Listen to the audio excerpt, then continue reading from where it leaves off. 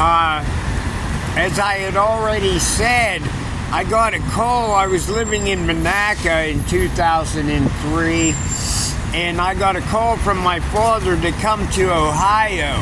They had run into one of the Ohio men. There were two different auto mechanics who had been otherwise clones of John Bisbee, the same as me myself. And I was asked to drive down there to Ohio to speak with Eugene Sinclair, and my father was already there with Ric Flitton.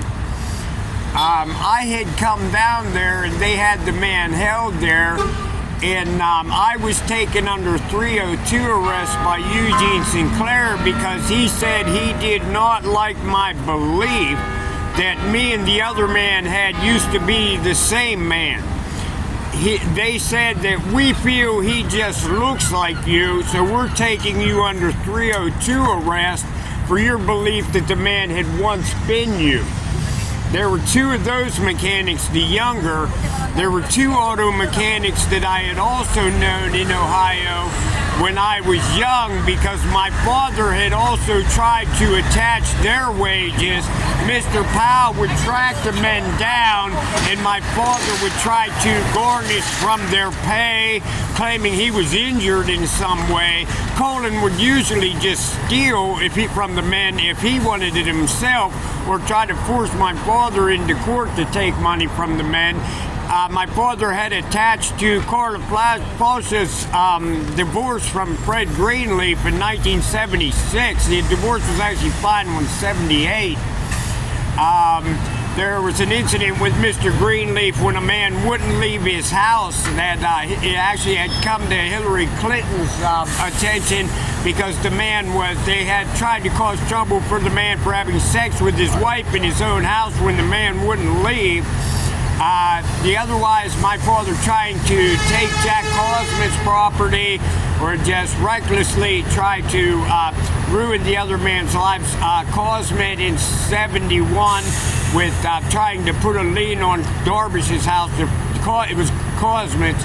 The German government having decided to give it back to Cosmet, and then Colin forcing his way back in with Richard Poland, trying to put a lien on the house, claiming Cosmet had claimed Richard owed him money in the future.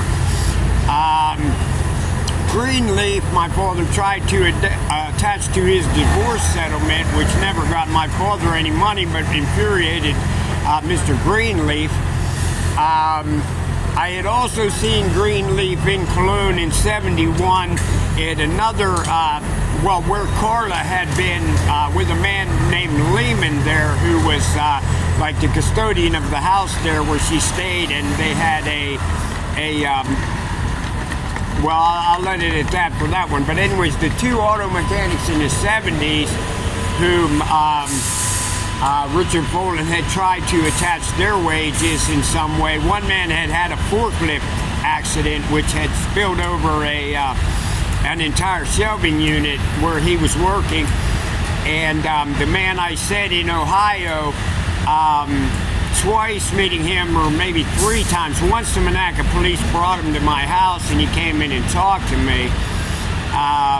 He had seen Ric Flitton behind the counter at a store, and there had been some words exchanged about what Ricky was doing behind the counter. It was asked if he had worked there. He worked at the atomic plant in Shippingport. My father was there with them. For what reason, I know not.